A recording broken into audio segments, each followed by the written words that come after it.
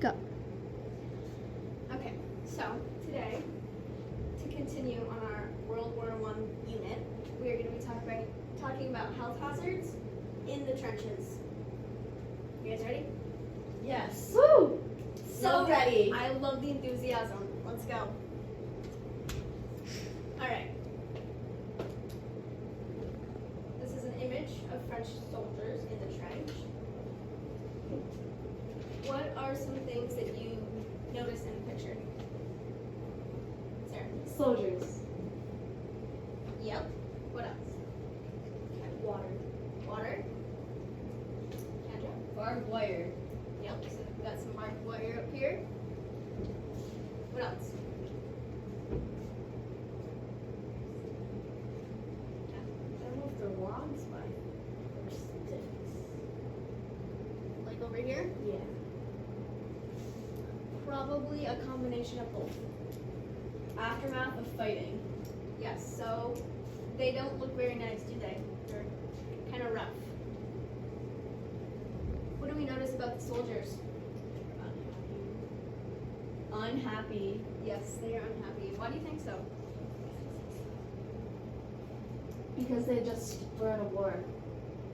Well, they're still in a war at this point, right? Well, that would be a reason to be unhappy. Yes. Lily?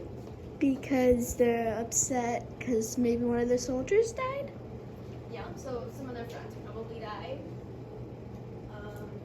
They are probably cold, tired, hungry, Wet? wet. Like the water. Ew, wet socks. So, right off the bat, you want to fight in the trenches? No. You don't want to live there for months on end? No. I can't. I think it would be fun, but like if it's like really rainy, it's like I think it'd be cool to walk around those because they're so tall, but not like in the water. Right. Corned beef. Okay. So, besides the obvious dangers of war, the fighting and the bombs and all that stuff, there were a lot of invisible dangers. So the war started in 1914, and they had artillery, they had machines, and so this was on the Western Front. And to protect themselves, both sides dug trenches. And this was so they had a place to kind of like hide from the gunfire that was going over top of them. And they oftentimes were dug in zigzag patterns so that if part of it was like gassed or bombed, the whole thing wasn't just coming down, and they had a way to get back to safety. And depending on how much time they had to build the trenches, they could be made with sandbags and wooden planks so they were stronger. But a lot of time it was just sticks, some barbed wire, mud. So not awesome conditions, right? And then with the fighting constantly happening, the trenches might have looked nice at one point. Pretty soon they were littered with debris from bombs and all that kind of stuff that we saw in the first picture. And then decaying bodies of the soldiers that died. So in that water that we saw, there was probably a mix of like blood and pieces of their like bones. Yeah, it wasn't an awesome place. And then obviously diseases, right? So that's where the invisible part comes in. We can't see these, right? Unless you have like a microscope, but they didn't have those in the trenches. So, like I said before, all of that standing water, that's a perfect breeding ground for different diseases. And the trenches are open at the top, so if it rained or snowed, all that was coming in on top of you. There wasn't really a place to escape it. And so that led to a lot of impacts. So even just like common colds. So you guys all play soccer, right? Mm-hmm. imagine you were in like Tupper Lake and it's pouring rain, it's freezing, it's windy, and your uniform's soaking wet, Like that. and you have to stay in those conditions and those same clothes for days on end. Yeah. Kendra got out of hers in the McDonald's bathroom. Yeah. What? I changed to the McDonald's bathroom after that exact game that you just described. Literally. I cleaned They my didn't have cleats. McDonald's bathrooms. No, don't you? I rinsed my cleats in the sink. Nice. I'm sure they Ask- really love Jenna yelled at me. She taught me how to clean it. Nice. So some of the big ones that we're going to talk about today is immersion foot syndrome, typhoid fever, and gangrene.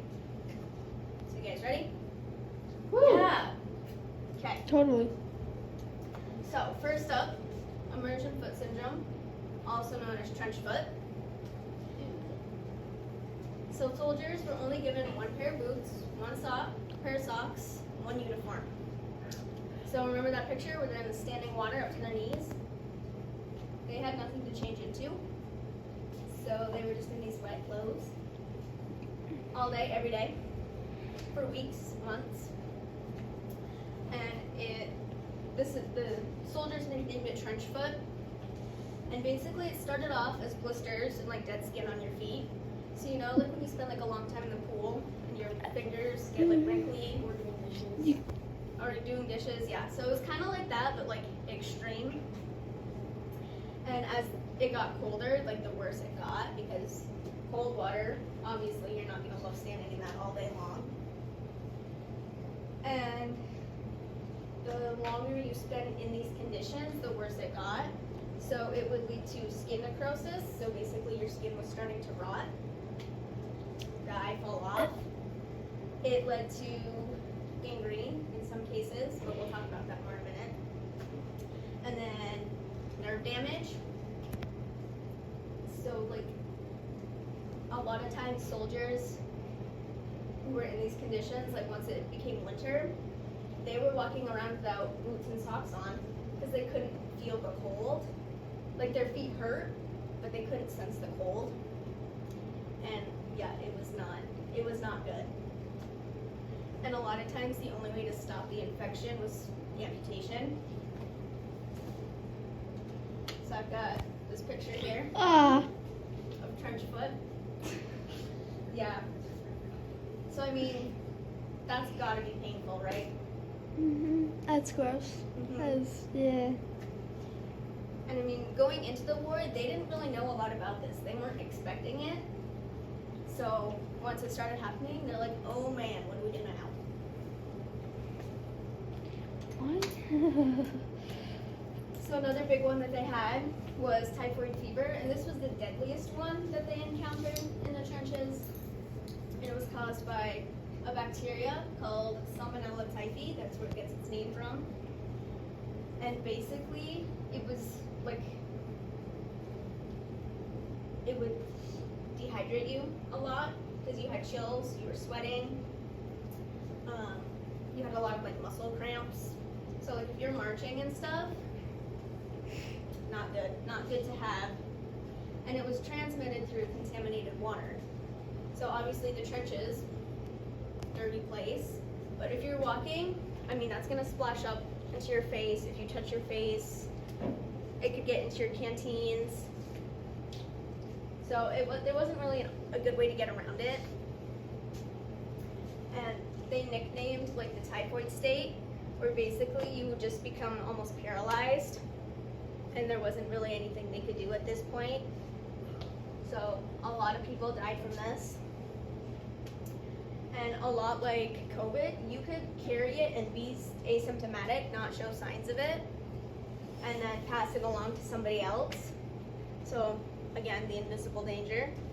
They couldn't see the disease, the bacteria, so they didn't really know necessarily where it was.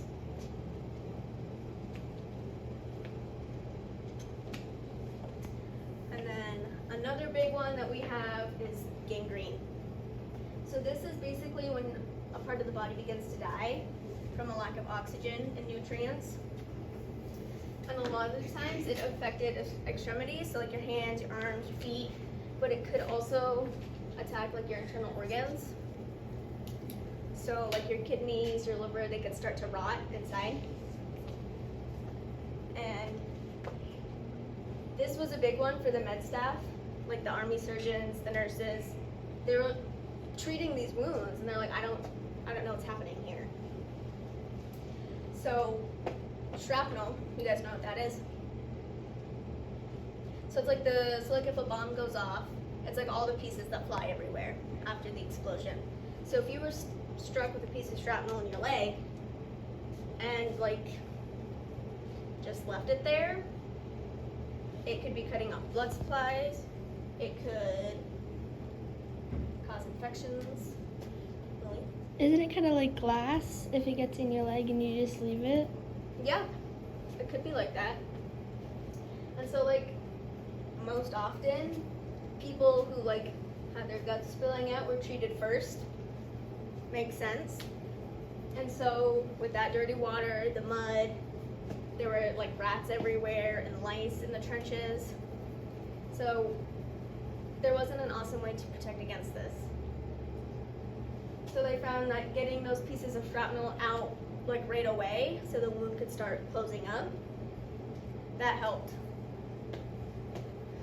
It could still get infected and stuff, but it wasn't as likely as if there was still a hunk of metal sticking out of you, right? It probably also was less painful after the metal was out, or whatever it was that you were struck with.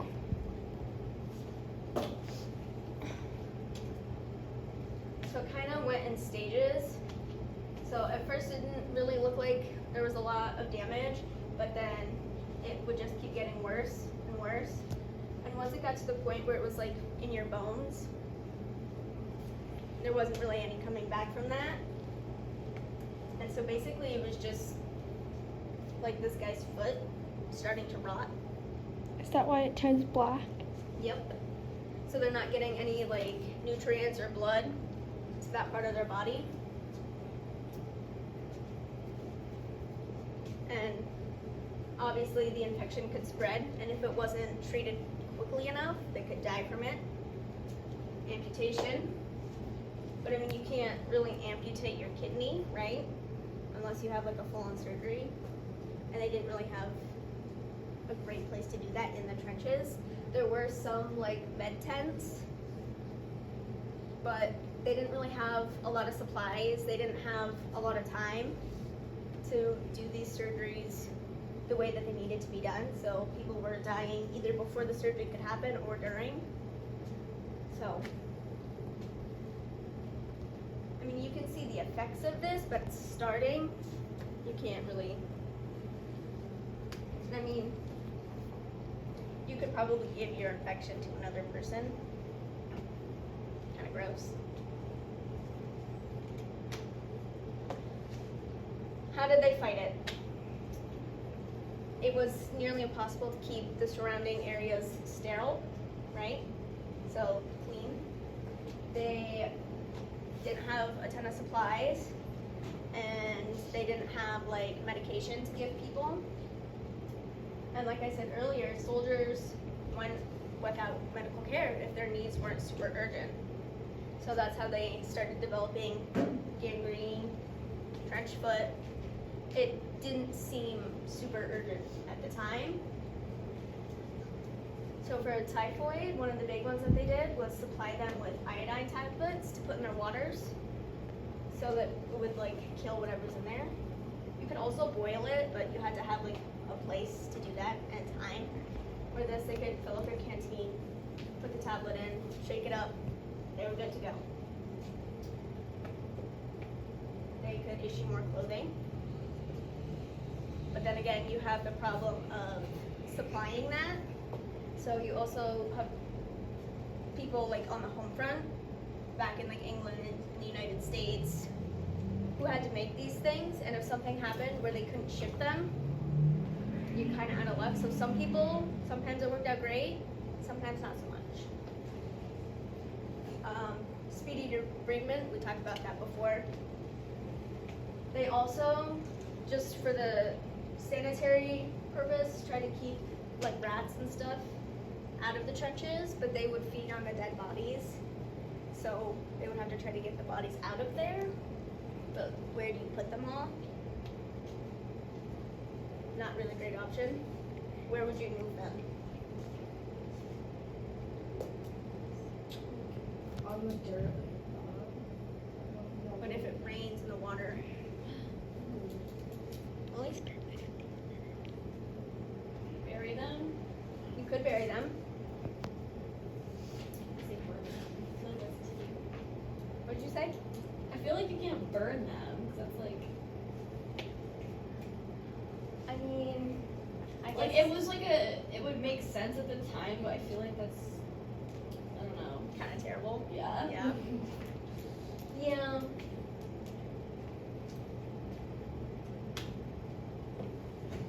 So, after the war, there were some advancements, and this was considered the start of modern warfare, and it kind of forced these surgeons to come up with new techniques to treat the different issues that they were running into. So they had like chemical warfare now, so they had to find a way to treat that.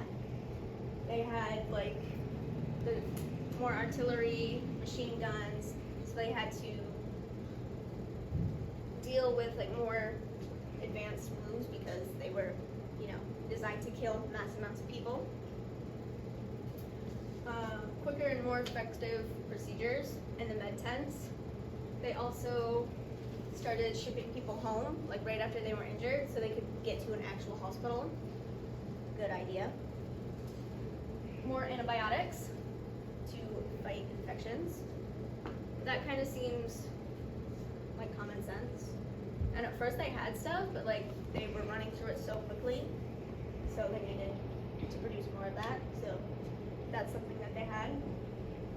And at this point, the germ theory was relatively new still.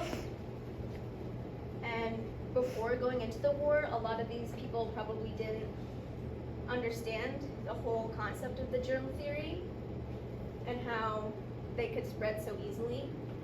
And so things just as simple as washing your hands in between patients. So not, working on your bloody arm and then coming over to Sarah and patching up your face, like that's gross. So not cross-contaminating blood and disease. Good idea. Right.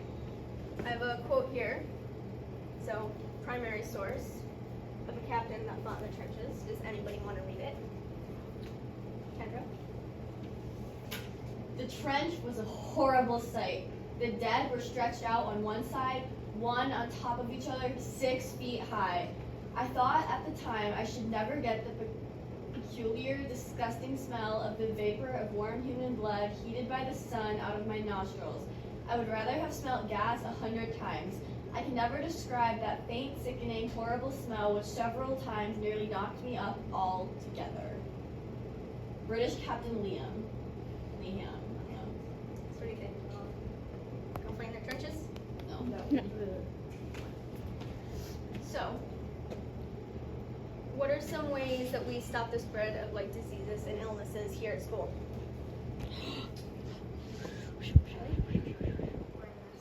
We wear masks. What else? Sarah? Washing our hands. Do you wash hands? Lily? Ice. I'm sorry, but the nurses always give you ice. They do give you ice, reduce inflammation, I guess. Kendra? We don't sneeze into our hands, and we sanitize our hands after blowing our noses or coughing into our hands. Right, so sterilization. That's a big one. We don't come to school when we're sick.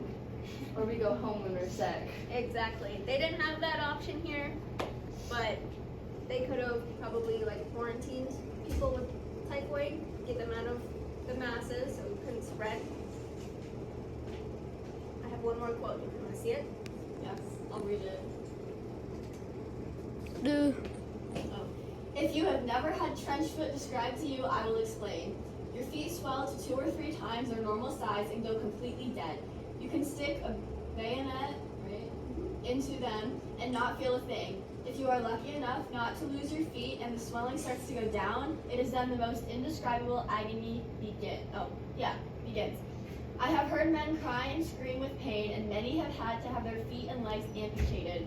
I was one of the lucky ones, but one more day in that trench and it may have been too late. Harry Roberts. Not an awesome place, right? Why do you think we didn't go back to this in the Second World War because that was rough. Invisible diseases.